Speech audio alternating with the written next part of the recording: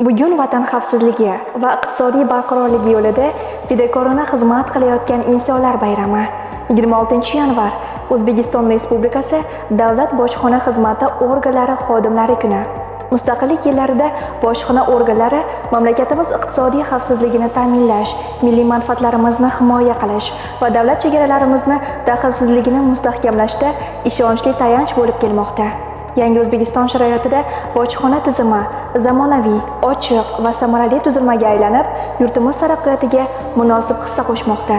Raqamlashtirish, inson omilini kamaytirish, xalqaro standartlarni joriy etish yo'lidagi amaliy ishlar buning yaqqol tasdig'idir. Sizlarning bilim va tajribangiz, kasbiy mahoratingiz va qat'iyatingiz mamlakatimiz iqtisodiy barqarorligini mustahkamlashga xizmat qilmoqda. Bugungi kunda bojxona xodimi bu nafaqat kasb, balki vatanga sadoqat, mas'uliyat va sharaf timsolidir. Barcha bojxona organlari xodimlari va faxriylarini ushbu muborak sana bilan samimiy tabriklaymiz.